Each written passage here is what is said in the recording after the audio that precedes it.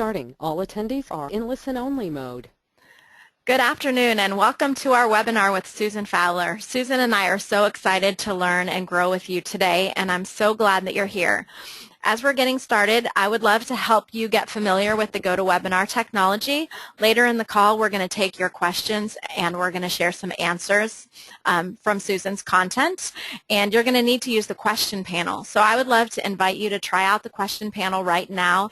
And I'm going to ask a slightly different question today. If you've been on our webinar before, you know I often ask where you're calling in from. And if you're an international guest, I would love to have you share that. But our question for today is, where do you work and why are you motivated to be on this call today? So as you know, we're going to be talking about motivation. So we would love to see your answers in the question panel as we begin. And I also want to let you know that we would love to have you live tweet today's event. And Susan's Twitter handle, FowlerSusanN, is on the bottom of every slide, along with our hashtag, which is Optimal Motivation. And we would love to have you join the conversation over on Twitter. So I'm already hearing from some folks about where they are. We do have a caller from Sweden. We have some folks who are motivated to be here. One is motivated because he wants to be a better manager. So Susan, there are tons of questions. Do you want to say hi, and I'll introduce you in a second, Susan? I would like to say hi, and I feel like there's just wonderful friends connecting out there, and I wish I could reach out and see you and touch you. But thank you for using the chat box, because that's the way we'll connect today. So thank you. So Susan, I'm going to share a couple things. It looks like some people are motivated because they care about us. There's some friendly people sharing. Thank you, Yay, Kristen. Thank you, whoever you are. It looks like, you know, people are excited to learn. This is a great way to learn. There are, man, all these people care about you, Susan. Yeah, we have someone's calling in and saying that they work in leadership development and want to share this content with their managers. Motivation is key in great leadership, which is why this person is on the call. Jeff, who's calling in from Carlsbad, New Mexico, wants to get people to do the right thing without a carrot dangling over their head. So, that gave me chills. Yeah, there's some great stuff, and I'll share all of this with you after the call, Susan. So I want to take a moment to introduce Susan to you and also to introduce myself. My name is Becky Robinson, and I'm honored to be supporting Susan and on this call with her today. Susan Fowler has 30 years experience as a researcher, consultant, and coach in over 30 countries around the globe in the field of leadership. She's an expert in the field of personal empowerment and the lead developer of the Ken Blanchard Company's Optimal Motivation product line, as well as Situational Self-Leadership, their best-of-class self-leadership and personal empowerment program. So why motivating people doesn't work and what does is Susan's most recent book, but she's also the best-selling co-author of 3 other books with Ken Blanchard, including Self-Leadership and the 1-Minute Manager, Leading at a Higher Level, and Empowerment. Now, what none of this will tell you is that Susan is one of the most warm and genuine people I've ever met, and it's been a pleasure to walk and journey with her as she's brought this new book to the world. And I know that we're all going to learn so much from you today, Susan. So thank you so much for sharing your expertise with us. Thank you, Becky. That's really sweet. And I hope that you all will appreciate our rather irreverent title to this webinar today, because we really wanted to ask you to reconsider the way that you approach motivation in the workplace especially, and look at alternatives to the traditional ways that we have used motivation in the workplace. And when we think about the science of motivation, it is so clear that the type of motivation a person has really determines the quality of their experience at work. It also determines how creative they are, how innovative they are, how productive they are, how sustainable their performance is, how healthy mentally and physically they are. So we know that a lot of the ways we've been motivating people in the past have not worked the way we hoped or thought they would, and that there are really different approaches to motivation. And I think a lot of you on the call today probably are aware of that science or have at least heard about it. And so it really brings to mind, if we know there's better ways, why aren't we doing things differently? Why do we continue to fall into that trap of, oh, we need to incentivize people to do what we want them to do. We need to give people a reward, or they won't feel good about what they're doing. Or we've got to put everything into competition. And I love gamification, but I don't like the way a lot of organizations have set up competitions thinking that that's a healthy way to get people to learn or change behaviors. And so what I would love for you to start off this morning, for me this morning, afternoon or evening, depending on where you are around the world, I'd love for you to think about, why is it that we're so attached to these traditional forms of motivation? And have you think about our belief systems, especially in the workplace. And what I'm going to put up on the screen are 5 statements. These are belief statements that I bet no matter where you are in the world, or whether you are in a for-profit organization, a non-profit organization, if you work in the government or in education, it doesn't matter. I bet you can fill in these blanks. And the reason you can fill in the blanks is because these beliefs are so embedded in our consciousness, in our psyche, because this is the way we've approached work for so long. So, for example, the first one, it's not personal, it's just business. Hey, I'd like Susan, I'm so sorry for interrupting you, but your slides, I don't know that you have your slides full screen. I want to make sure everyone can see your content in the best way. What I'm looking at is whatever you're looking at. So if you could give us the full screen view, I would love that. And I'm so sorry for interrupting, Susan. No, that's okay, because I thought I have full screen view. That's what I've got in front of me. So that's interesting. And I show my screen. Let me just say screen monitor 1, and it's clean. What I'm seeing is your full screen slide, but I can also see the next one. I don't know if that helps. Okay, yeah, it does. Sorry, everybody, hold on. I was supposed to switch. Okay. I have some people saying that it's full screen on their end now, and other people saying that they are seeing the same thing I'm seeing. Okay, well, so for those of you who are having trouble seeing the slides, if you can click, it's perfect now. If you can click on your GoToWebinar flower in your tray, you should be able to see everything you need to see. And I think we're all set now, and I'm so sorry, Susan. So I'm going to give it back to you and put myself back on mute. And I was going to say that whenever you want to, let me ask you this, what happens when I do that? Yeah, what happens is we lose your slides when you do that.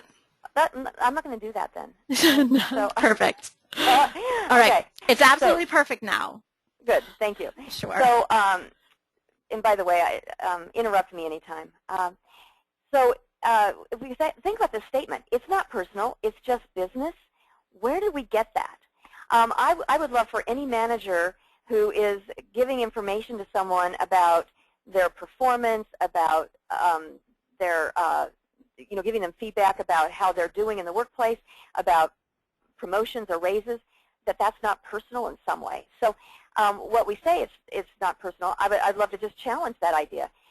Let's challenge this next idea. The reason business exists is to, and if I make money or make a profit. And I'd love for us just to challenge that today. I'm going to come back to these at the end of my presentation. And I would love for you just to think about, is that really the reason that business or even government or education or nonprofits exist is to create assets or to have profitability or even organizational vitality, even ROI and all of those measures that we take a look at. What about this one? Leaders are in a position of power. And yes, they are. But if that's the frame of reference, if that's the belief that we have, then we actually have primary research that we've just conducted at the Ken Blanchard companies that shows how anytime an individual actually even perceives that a leader is using their power, and there's a lot of different forms of power, but if they perceive a leader is using their power, that people go into what we call a suboptimal motivational outlook. I'll share more about that later. In the end, the only thing that matters is results. And if you really talk to a lot of high-level executives, what you're going to see is, and I hear this all the time, we've got to drive for results. It's all about the results. At the end of the day, it's results. Well, I'd like you to think about an alternative to this belief. And what about this belief? If you cannot measure it, it doesn't matter. And I think there's a lot of alternatives that we could embrace to this particular belief. So where do we get these beliefs? How are they so embedded in our psyche that, to tell you the truth, I have literally been around the world. I have put these phrases in front of people all over the world, and I've never been anywhere where they couldn't fill the blank in. So it is a common consciousness that we have in today's world. And the question is, where did it come from? And one of the ways that we know where it came from is because in the 1940s, when a lot of our major organizations were really forming the structure that many of our organizations carry forth today, we had human behaviorists doing a lot of fascinating experiments, primarily on animals. And if you want to see something really fascinating, go to YouTube and watch the B.F. Skinner video where he says, and it's a really old video, obviously, from the 1940s, and you've got B.F. Skinner there in his jacket, and he says, I can get this pigeon to turn 360 degrees within the next 60 seconds. And of course, he conditions the pigeon in less than 60 seconds to do a full 360-degree turn by giving the pigeon, a pellet every time the pigeon does what Skinner wants the pigeon to do. Now, it's fascinating. And the behaviorists thought, wow, this works so well with animals, we bet it'll work with people too. If we just give people something, we can get them to do whatever we want them to do. And you know the sad thing is, it worked. It actually worked. That people would start doing whatever they were incentivized or paid to do. The problem, however, with the pecking pigeon paradigm is that over time we've come to a realization. We are not pigeons. And that by nature we are learners. We want to grow. We want to enjoy our work. We want to be productive. We want to make positive contributions. We want to build lasting relationships. And it's not because of the pellets or something outside of ourselves. It's because it's in our human nature to make those things happen. And I really believe that we have underestimated ourselves and maybe even cheated ourselves of something more rich and meaningful at work because we bought into the pecking pigeon paradigm. The pecking pigeon paradigm led to a belief about motivation, that is, people are either motivated or they're not. And when they're not motivated, we've got to give them something to make them motivated. Nobody ever asked the pigeon, do you want to turn in a 360-degree circle? What's in it for you to turn a 360-degree circle? What could you learn by turning in a circle? Instead, we just assumed he doesn't want to do it. Let's pay him and incentivize him. And now what we know is that any time we externalize the reason that people do what they do, they lose the love of doing it. And they undermine the very motivation that they're going to need to sustain that performance over time. So we know through the new research that this old stuff simply is outdated and doesn't work. But what does work? Well, I'd love to ask you to, or invite you to, consider an upcoming meeting or project that you have. Something that's on your calendar. You know, you might even think about today's session. You said you would be here. Maybe you said, oh, wow, I really need to go there. You know, Susan thinks I'm going to be there. Becky is anticipating I'll be there. I'd like you to think about a meeting or project that you're either attending now or that you plan to in the next couple of days. And I'd like you to consider why you're actually going to go to that meeting or why you're actually going to be working on that project. And if we were to just ask you to take a poll, or if we could talk to each of you on the line right now, what we would discover is that there is a variety, or what we call a spectrum, of motivational possibilities of why you're going to be doing what you're doing or why you're on the call today. That's why Becky asked, why are you on this call today? And some of you said it's personal, and others of you said it was to learn, and others of you might have said because I have a purpose in terms of my leadership, and this is going to help me fulfill my purpose. So what I'd like to show you is what we call the spectrum of motivation. And this is a model that encapsulates all of the latest research on motivation, and it helps us to understand that you are always motivated. You're already motivated to be here or not be here, or to do that project or not do that project. The question is why. So the motivational outlook you have is what really is going to determine the quality of the experience you have. So are you coming into a project disinterested? Are you coming in with an external motivational outlook or an imposed motivational outlook, aligned, integrated, or inherent?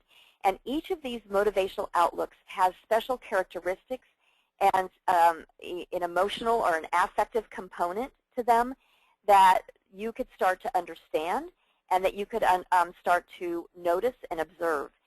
So what the new paradigm, if you will, of motivation says is the question is not if a person is motivated, the question is why. And you might have noticed on our model that 3 of the motivational outlooks are what we call suboptimal. So disinterested, external, and imposed are what we call suboptimal motivational outlooks. And you'll notice we use French fries to characterize suboptimal motivation. And I don't know if there's anyone else out there that you just can imagine those French fries and the way they smell. And have you ever been through a drive-through and you buy your burger and fries or whatever you're going to have for dinner with every intention of going home and eating it with your family or at least eating the whole meal at one time, and what happens? Those French fries smell so good, you think, I just have to have one of them. And so you eat one, and by the time you get home, the French fries are gone. Why is that? They're so enticing. The very smell, the fat, the salt, the carbs, they're so enticing. And the same thing is true of suboptimal motivation. It's enticing. It's so easy to fall into a suboptimal motivational outlook. But what happens when you eat junk food? What happens is your blood sugar spikes, you get a burst of energy, and then what happens? You crash. And when you crash, you fall lower than you ever even started.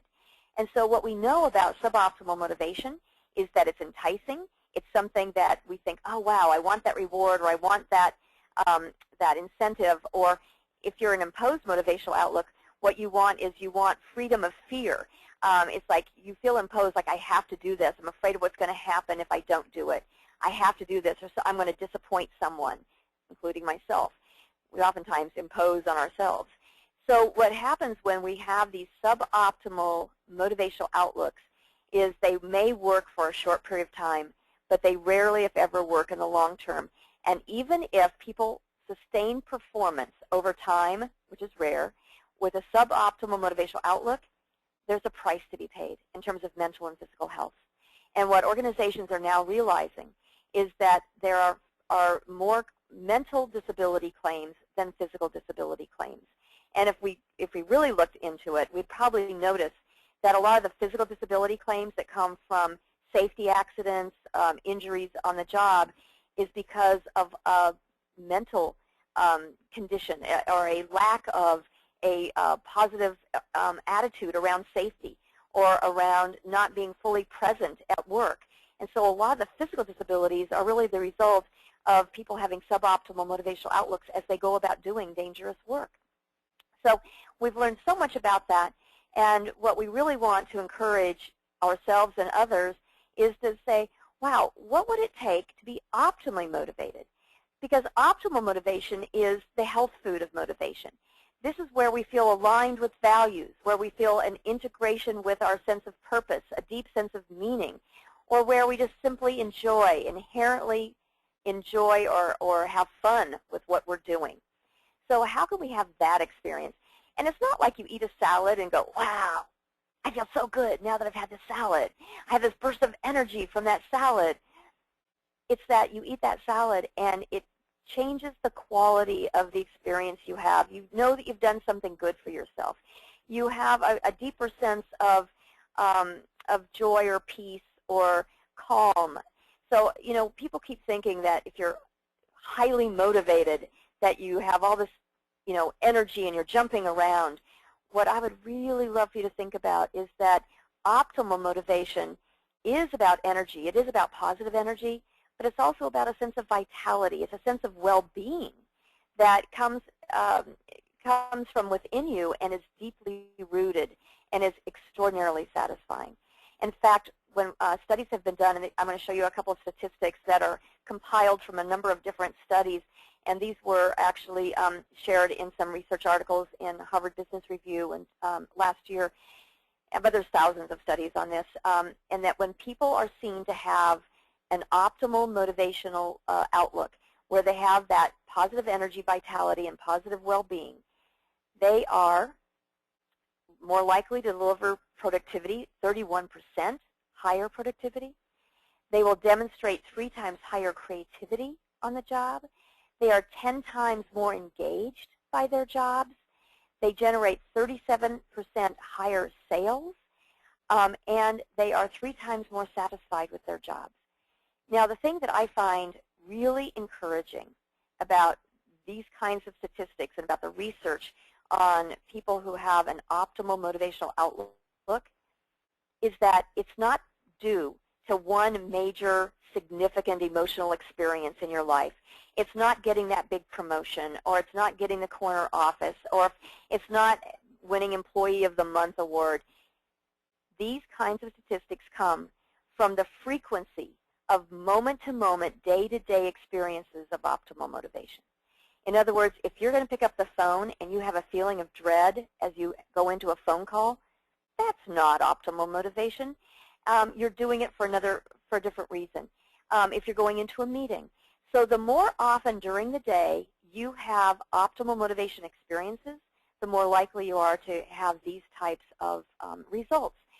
And this is what makes me really excited, and I think that this is probably why a lot of you are on the phone call today, is because what we know now from our research and from what we're doing and from our own experience, especially at the Ken Blanchard companies and mine for the last 3 years, is that motivation is a skill. Motivation is not something a person has or doesn't have. Motivation is a skill, and individuals can actually choose the quality of their motivational experience anytime and anywhere, which, by the way, I'm just going to throw this out here. I haven't talked about this ever, but it's something I've been thinking about and researching for many years, and I've just written a blog for Harvard Business Review about what does this mean for Maslow. Maslow's hierarchy of needs, that, you know, there's a hierarchy, and you have to have needs fulfilled at every hierarchy before you can go to the next, and that only once you have all of those needs met can you possibly self-actualize. And what this new science, what this concept of motivation as a skill means, there's no hierarchy of needs. And we'll talk a little bit more about what the needs are that are underlying this motivation skill. But I just thought I'd throw that out there because I haven't done that before, and I just wondered if that might pique some people's interest, because Maslow is the most popular motivation theory in the world. So anyway, just thought I'd throw that out there.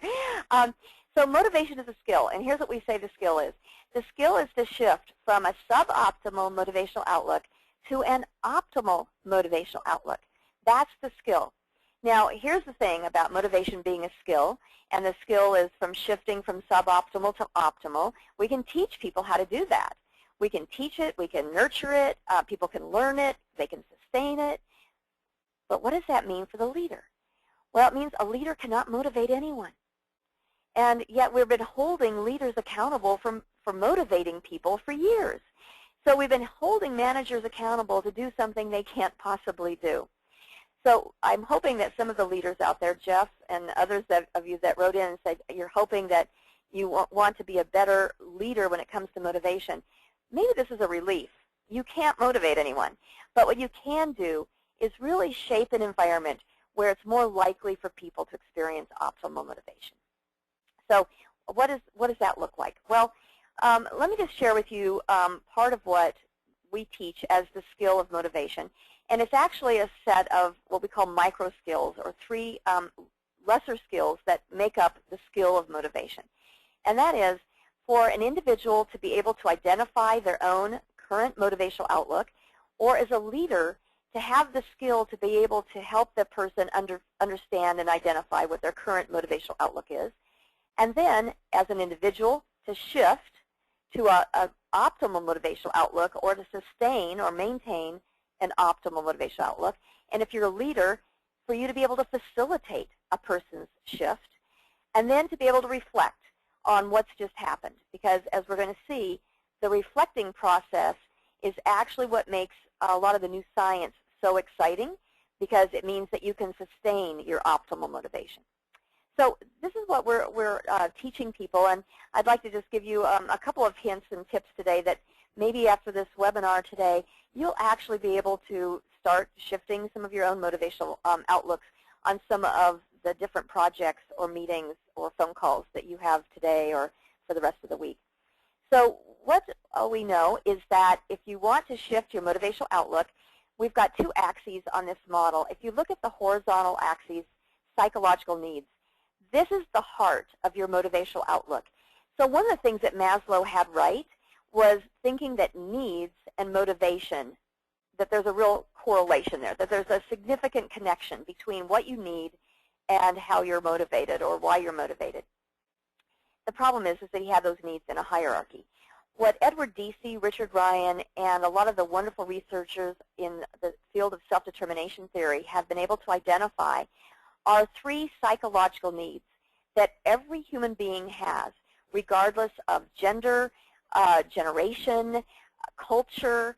So I don't care if you're Gen X, Gen Y, baby boomer. I don't care if you come from the Middle East or from United States of America. If you're male or female, it does not matter.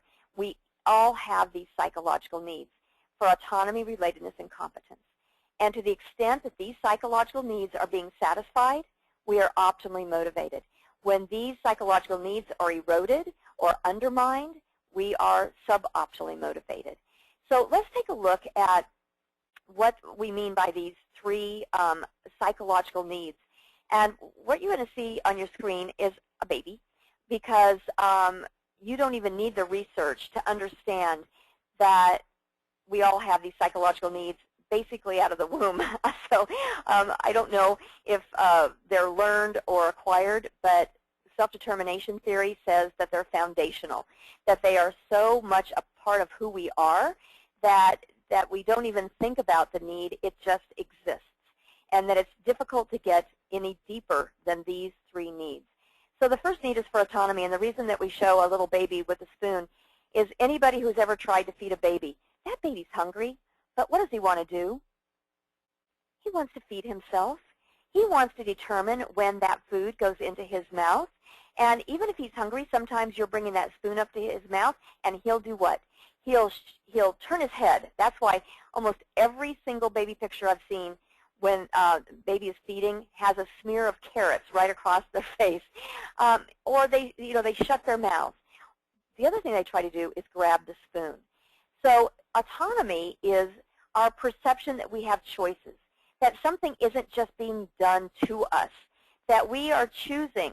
And so even if a baby opens his mouth to take the food, he wants the feeling, I chose to open my mouth. Okay? So when you go to work, it's not that you have to go to work, it's that you're choosing to go to work. When you do performance reviews, it's not that you have to do performance reviews, it's that you're choosing to do them. Yeah, you could get fired if you don't do them, but it's your choice to get fired or it's your choice to do them. It's that perception that is so critical to our healthy functioning. Autonomy is when we recognize and feel that we have freedom, but it needs to be within boundaries. If we had total freedom, then we would probably not have a sense of competence, which is one of the psychological needs. And so what we find is that there is a real intercorrelation between autonomy, relatedness, and competence. These three psychological needs really work hand in hand and work together. So we need to have freedom, but that freedom needs to be within some kind of boundaries so that we can actually operate effectively, efficiently, and not be scared or out of fear. And then we have a sense of volition, that I'm the source of my behavior. You know, you think about the word volition, and it's the same root word as volunteer. And so we want to be the ones volunteering for what we're doing every single day. So to the extent that we have autonomy in the workplace, we're going to be healthy. If autonomy is being eroded through the pressure that we feel, through the tension that's created, through the deadlines that are mandated in a way that makes us feel like we have no choice, that's when we start to perform less effectively and where our productivity goes down. I'm not going to go into as much detail on these others, but I want to bring them to your attention. Relatedness is so important. It's not just having a sense of purpose and meaning, although that's really, really important. And I know that many popular writers have, instead of using the academic term for relatedness, they have called relatedness purpose. And purpose and meaning are exceptionally important aspects of relatedness. But so is the interpersonal component. In other words, it's our need to care about and be cared about by others. If you feel that people are using you in the workplace, if you feel that you're instrumental to somebody else's agenda, you're not going to have a sense of relatedness. You want to feel connected to others without concerns about ulterior motives. And so even things in the workplace like procedural and distributive justice, those are related to the way you feel about being connected to the company or not. And then contributing to something greater than yourself. That is that sense of purpose, having a deeper sense of meaning. And the opposite of relatedness is feeling isolated, is feeling used, is feeling that what you're doing doesn't have any meaning, that you're not really making a contribution. And then finally, we have our need for competence. And I'd love for you to think about the reason I have this baby learning to walk. And, you know, I have a little granddaughter, Evie, who now is just over a year, maybe a year and 3 months, 4 months. And so when she was learning to walk, it is just the most glorious, fun experience. I mean, it is hysterical, is it not? You know, you watch little Evie and she's, you know, trying to walk and then she falls. Now, when she falls, does she start crying and think, oh, I'm such a bad baby, I'm so stupid, I don't have any competence, I can't walk? No, what does she do? She gets right back up, she's giggling, she's laughing, and pretty soon she's actually running before she can walk because she's a little ahead of herself. The question we should never ask is, why does a baby fall when they're learning to walk? I mean, that's obvious. They don't know how to walk yet, so they're falling. The question we should ask, why do they get up? Why do they bother to get back up? And the reason they get back up is because we all have a human need for competence, to have a little bit more mastery over the world that we live in, to have a feeling that we can navigate the challenges that are before us on a day-to-day, minute-to-minute basis. So competence is our need to feel effective at meeting everyday challenges and opportunities, to demonstrate skill over time, and to feel a sense of growth and flourishing. You know, if you're a manager, what I would love is at the end of every day, instead of asking your people, so what did you accomplish today? Hey, how far did you get on your goal today? You know, give me a progress report. You know what I'd rather have you ask at the end of every day? How did you grow today? What did you learn? What did you learn today that's going to help you or somebody else tomorrow? I'd have to tell you a quick story. I had the immense privilege of teaching these ideas in Romania in May. And we just had a wonderful group of people, and it was a multi-day course. And I said what I just said about growth and learning to the group. And this woman came in the next day, and I was asking, okay, what became clear last night, and how did it go for you as you were thinking about these ideas? And she shared with us that she had gone home that night, and she decided to ask her 10-year-old son, how did you grow today? What did you learn? And she said that she asked that question of her son, and he said, Mom, that's a really weird question. You know, he kind of rolled his eyes. And she thought, okay, well, maybe I shouldn't have asked him. And then he said, today was the first day of vacation. I wasn't in school today, so I didn't learn anything. And she had one of those major aha moments where she realized that her son equated learning with school, and that if he wasn't in school, he wasn't learning, and that she had never had a values conversation with him about how important learning was to her. In fact, that was the reason she was in this seminar for 3 days, was that she valued learning so much. And she said that she sat down with her son and talked about what learning meant to him and what it meant to her, and what a value it was and what a difference it would make in his life. And she said, I never would have had that conversation with him if I had gone home and said, oh, what did you do today? Versus, how did you grow? What did you learn? So if you get nothing else from today, maybe that's just a little tip or technique that you could use with the people that you lead. So as leaders, we really want to create that environment where people's psychological needs are being met and not eroded. And as individuals, we want to become aware of our own psychological needs. And then once we understand that, we need to be able to say, how do I shift my motivational outlook from suboptimal to optimal so that I can have those psychological needs more satisfied? And what we know through our research is the most profound way of really getting in touch with your psychological needs and shifting them from suboptimal to optimal is through self-regulation. And that's the vertical axis on our model. And so what is self-regulation? Self-regulation is mindfully managing your thoughts and feelings, values, and purpose for immediate and sustained positive effort. Now, there's a lot in there. Mindfully managing thoughts, feelings, values, purpose for short-term, long-term. I'd like to ask you, and I've been talking really nonstop for 35 minutes, what I'd like to ask you to do, and this is really I've never done this on a WebEx before, so I'm going to ask you to try an experiment with me. I would like for us to take 60 seconds of pure silence, all right? And as an extrovert and as a public speaker, this is going to be difficult for me. So I'm going to ask you to take 60 seconds of silence. And in that 60 seconds, I'm going to ask you to count your breaths. So when you breathe in and breathe out, that's 1. Breathe in and out, that's 2. Get to 10, and then if you're still we're still doing this, then start back over with 1. All right. Now, if you lose count, start over at 1 as well. All right. So count your breaths to 10, and then start back over again. I'm going to start timing 60 seconds now.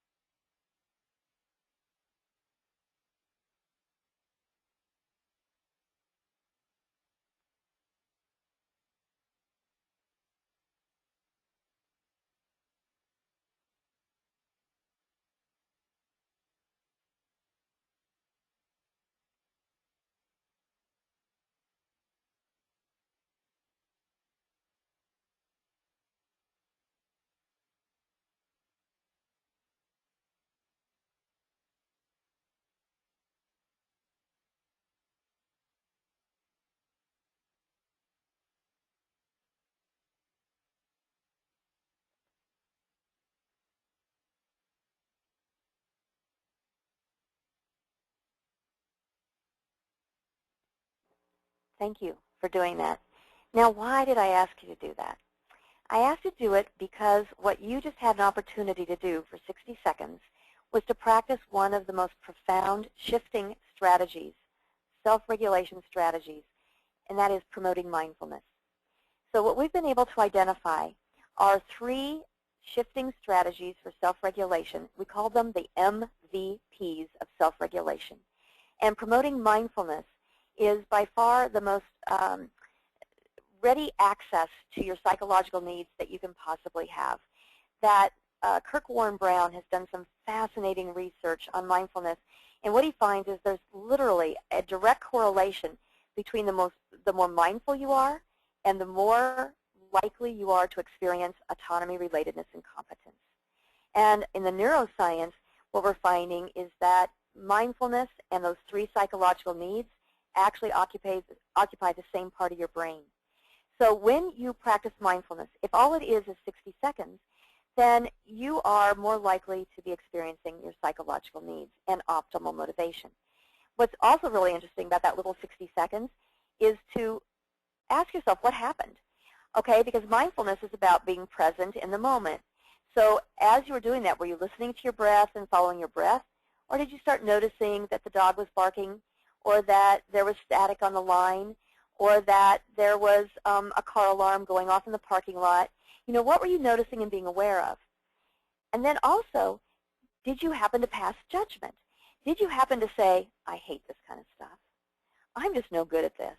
Oh man, I'm at 3 breaths and I've already, I'm already losing focus. And so what happens is in mindfulness, it's without judgment. It's without saying, wow, I did that well, or oh, I suck at this. Because when you're mindful and you're not passing judgment, what it allows you to do is get beyond and above the patterned responses that we have ingrained in our brain, in those neural pathways of our brain, and enables us then to see the options we have, the opportunities we have to respond to that moment differently. So the more mindful we are, the more options we see, and then that really helps us to align with our values more. So instead of, for example, getting angry with somebody or wanting to lash out or out of self-righteous indignation to do something that people want us to do differently, instead we can say, you know what, I have a choice. I could align with my values. I have another choice. I could connect to a deeper sense of purpose and learn from this moment. So obviously we don't have time, the time that we have today, to actually teach the shifting strategies, but I wanted to give you just a little sense of what it might be like if you start to really promote mindfulness. have values conversations with the people you lead and with yourself, and connect to meaningful purpose. I'm surprised how many people in the workplace don't even know what their own values are and don't have a sense of purpose for their work. And that's a good place to start if you really want to help people start to shift their motivational outlook. So in maintaining optimal motivation, you identify your motivational outlook, you shift, and then, as I said, the third part of that skill is to reflect. And the thing that we really need to be able to reflect on is feelings, which is really the F word in business. And I'd love for you to start to think about, why is it we're so afraid of dealing with feelings in the workplace? And I think, again, a lot of it is we don't feel like we have the skill to do it. And so we need to be more open and opportunistic. That's a hard word. I can't even say that.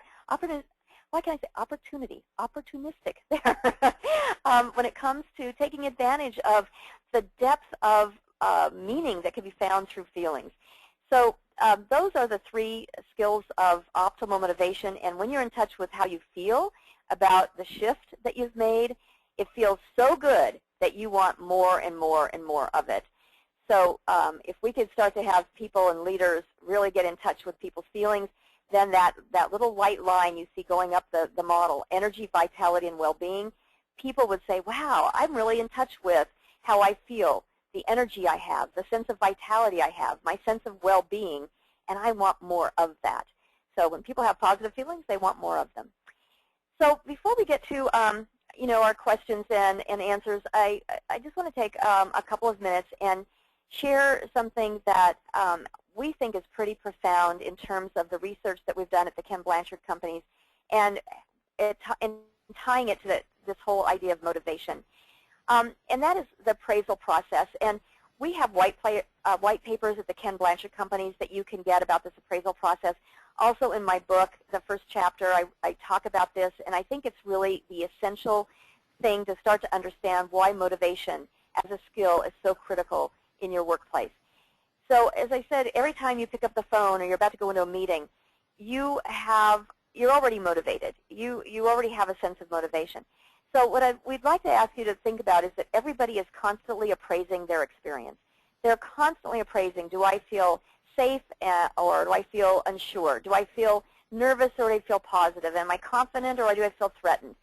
And then those appraisals go into this appraisal process that we've been able to prove through our research exists, and that it is the cornerstone of how people become engaged or not engaged, or what we call, if people have employee work passion.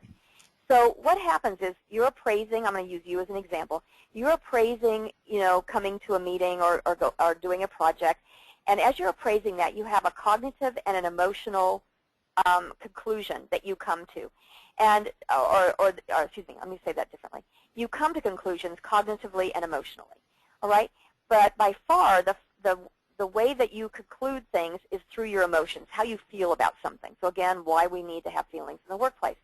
And then your cognitive and emotional, primarily emotional, appraisal leads to a conclusion about your sense of well-being, or not. Do you have a sense of well-being, or do you have a lack of well-being? And your well-being is what determines your intentions. And what we've been able to discover at the Ken Blanchard companies is that when you have a sense of well-being in the workplace, it leads to 5 intentions, and those 5 intentions are what predict employee work passion. And employee work passion is at the upper scale of engagement.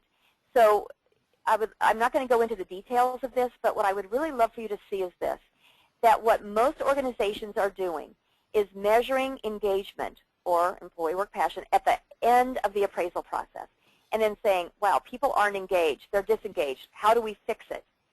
Rather than recognizing that we need to start at the beginning of the appraisal process and understand how people became disengaged in the first place, or how they became passionate in the first place. And so if we could start on the front end of this appraisal process and ask ourselves, wow, can we actually affect the appraisal process? Can we create the antecedents that create an environment where people's appraisal process is more likely to be positive? And then teach people the skill of managing their own appraisal process. And the answer, of course, to that is yes. And that is why we are so excited about offering optimal motivation, because what we find is that when people are optimally motivated, there is significantly high correlations to those intentions that come from a positive sense of well-being that lead to employee work passion. They want to use discretionary effort on behalf of the organization. They perform at a high level. They want to endorse the organization, stay in the organization, and be an organizational citizen. When people have suboptimal motivation, there is no correlation to those 5 intentions. And when they're disinterested, which is one of the forms of suboptimal motivation, there's actually a negative correlation to those intentions. So there is a direct correlation between whatever you're trying to do around employee engagement in your workplace and this appraisal process, and teaching people and managers how to manage that appraisal process more effectively. We really feel that we can start to move the needle on engagement through the skill of motivation. We say that motivation, or I should say optimal motivation, is the fuel of employee work passion. So how do we make that happen? Well, we started off this presentation asking a question, about belief systems. And the problem is we tend to ask the wrong question that's based on those beliefs that we have, which is, what do I want from my people?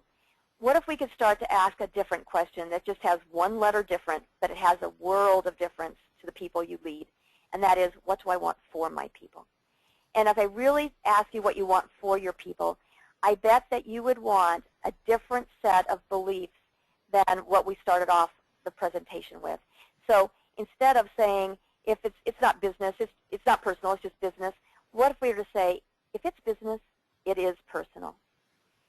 What would be different if we believed that the reason business exists is to serve both the people in our organization and those outside of it? Please don't ever call your people an asset. I get so tired of saying, oh, people are our greatest asset. People are not an asset. People are the organization. People are the people who do the serving and need to be served. Yes, leaders are in a position of power, but more importantly, they're in a position to empower others. And until they do that, they will not be creating an environment where people can be optimally motivated. In the end, what really matters is not results, but how those results are achieved. Because if you want people who are thriving, if you want people who are flourishing, if you want people who can actually sustain the results that you want, then you have to care about how they're getting those results. And my favorite, if you cannot easily measure it, it's probably really, really important. Because how do you measure love and joy and peace and tranquility and flourishing and thriving? And those are the things in the end that we really want for people. So, Becky, I probably talked a lot longer than you or I anticipated. But if you do have some questions and answers, if there's some that you want to throw out at me for a couple of minutes, I'd love to do it. Absolutely, and I think that we're all just really taking in what you've had to say. I do want to invite people to add some questions, some more questions in the question panel. There are a few comments that came in. I think folks are really interested in hearing you talk more about Maslow's hierarchy, especially Janet is asking how Maslow's theory actually talks to the different level of the motivation skill. So I think folks are very intrigued by that. If you could speak a bit more to that as more questions come in. Well, I'm thrilled that they might be asking about it. It's something that I've been curious about for so long, and I've just started doing the research on it, and as I said, writing a blog for Harvard Business Review, because they're interested in that as well. And Maslow had lower-level needs, like the physiological needs for water and drink and food, and those are really based on biological needs. And unfortunately, a lot of motivational theory came out of those lower-level needs, thinking that it's what drive theory is really based on, and that is that if you've got to give somebody something because that's what motivates them. So if they're thirsty, they want to drink, and if they're hungry, they want to eat. So let's give people something to encourage them. The problem with that, with drive theory and with biological needs, is that if you're thirsty and you drink water, you're satiated. You're no longer thirsty. So you have to keep waiting for your body to be in a deficit mode, to be able to replenish it.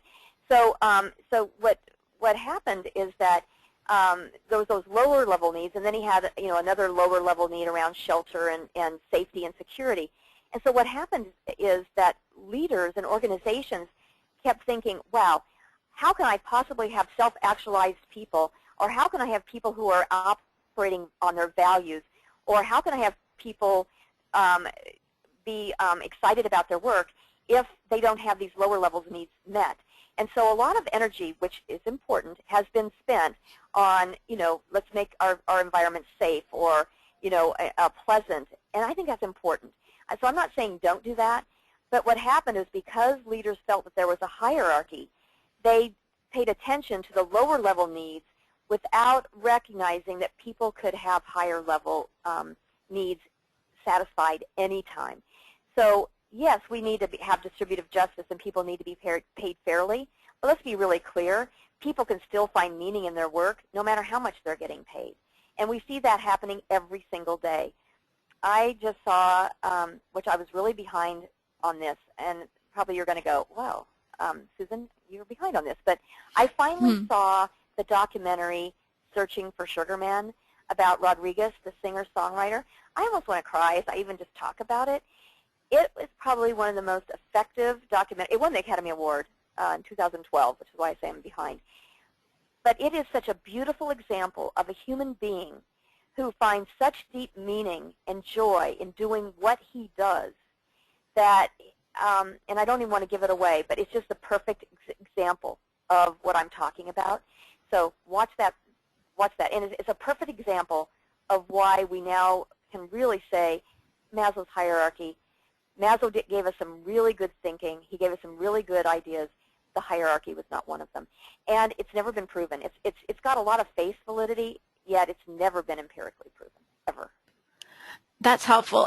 One more question related to that. Bev is wondering about psychological safety and the need for security. Oh, good for you, Beverly. What Edward Deci, who is the father of intrinsic motivation and is the father of self-determination theory, and the man I know that I respect more in the world than anyone in terms of understanding all of these ideas, I asked him that very question, and we were at a conference, and he started yelling and asked everybody in the hallway to please come and gather around because he wanted to share this information this one time, and then he didn't want to be asked this question again during the conference. But it was a really good answer. And what he wants us to understand is that safety and security are byproducts of people feeling autonomous, relatedness, and competence needs satisfied. So when we have all of those three needs satisfied, the byproduct is safety and security. Also trust. Trust is a byproduct of psychological needs. So what happens is we keep trying to fix these things on the back end. How do we get people to trust? How do we get people to feel safe? How do we get people to use safety precautions? When what we really need to be doing is be working on the front end, the foundational, or the you could, however you want to metaphorically say it, either the underlying or the front end of those needs is the key to everything in terms of safety, security, and trust. That is super helpful, Susan. Thank you. So I have a question from Luke. He's wondering how we as leaders influence our leaders to change. So he's saying that the issues they're experiencing are focused on VPs and GMs living in the pecking pigeon paradigm. And how can we convince our leaders to change their approach to motivation? Well, at the risk of really sounding self-serving, Becky, that's why I wrote the book. Because we, at the Ken Blanchard companies, we work very much within HR departments and with training and development. We often, very luckily, get to work at higher levels at the C-suite. But I'll be honest with you, the people in HR and the people who are dealing with these issues every day, they get it. They understand. They're resonating with these ideas. And there is a fear factor at the upper levels of organizations within that C-suite to let go of traditional motivation for this new alternative. And the reason that they're afraid is because they don't understand what to replace it with. And that's the purpose of my book. So when I say why motivating people doesn't work, the what does is what these leaders need. They need to understand that they do have alternatives and that there are skills that they can acquire. There's a belief system, as I've just shared today, that they need to start to question, and that if they really want to be on the cutting edge and innovative in terms of the way they develop and treat their people, then they need to look at their belief systems and they need to look at acquiring new skills. And so I would encourage, the book, and then we also do executive overviews where we literally come in and work with executives in like a couple of hours or a half-day session where we just share the ideas with them. We're not actually teaching them the skill, but then they get hungry for the skill. And whenever we've done that, we've found that we find movement within the organization. The other thing you can do is if you've got an initiative, and there is a top-level initiative around engagement, is really start to help them to read the white papers that we've written, the research by Dr. Drea Zagarmi on employee work passion, and then help them understand that if they're throwing dollars and effort at employee engagement scores and surveys, that they really need to understand what they're doing, because a lot of people don't even understand how people become engaged, let alone how to move the needle on engagement. That's incredibly helpful. So, Susan, I have a question from David. He's wondering what other carrots you've identified as demotivators or suboptimal with regards to employee engagement. Well, let me just give you an example. There's a, okay, let me see if I can take a little risk here. Let's say that you find out that, according to your survey, that people are disengaged. And so you get into action groups and you say, what are we going to do to get people more engaged? And one of the action items is, we need to help them feel recognized. We need to praise them more often. We need to recognize them. And so, let's have a policy where we celebrate everybody's birthdays, okay?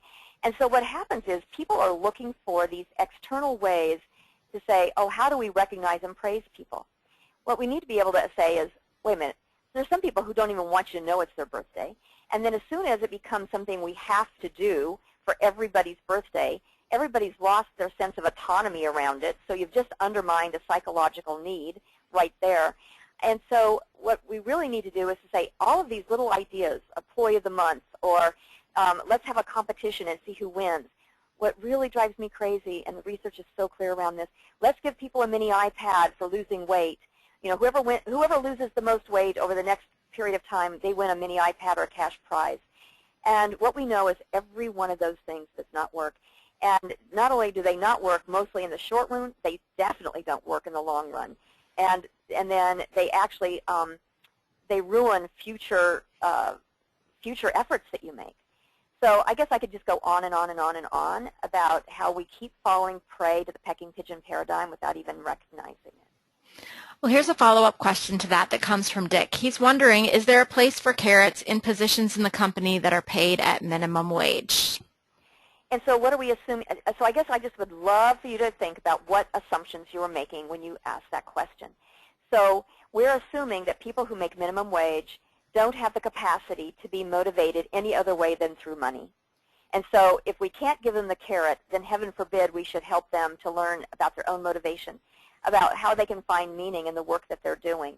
I don't know about any of you, but sometimes in my life I found more meaning in some of the more menial things I did because of the mindset I had. So I don't want people to use this motivational information as a way to pay people less. What I do want them to do is use this information as a way to say, no matter how much people are getting paid, we have the opportunity to help them have a higher quality experience at work. And that's through the meaning they derive through their work, through a sense of autonomy and choices that we give them or that they perceive they have for themselves, the sense of relatedness and connectedness they have with the people they work with, and that the company cares about them. Help me understand, if I'm just getting minimum wage, why is that? Where's the distributive and procedural justice that comes from that? And by the way, if I'm getting minimum wage, but my executive is getting paid $200 million, a year, help me understand why he's worth that and I'm worth this, and maybe I'll live with that. Help me understand how you come to these conclusions and these schemes. So sometimes it's not about how much you pay someone. It's about the way you frame it. It's the way they understand it. It's the way they internalize it. And so that's where we have to get smart. And so one of the things I write about in my book is how do you create metrics and frame them in a way where it's not just about the metrics, but it's about the meaning behind the metrics. That's what people are hungry for. That's what people are longing for.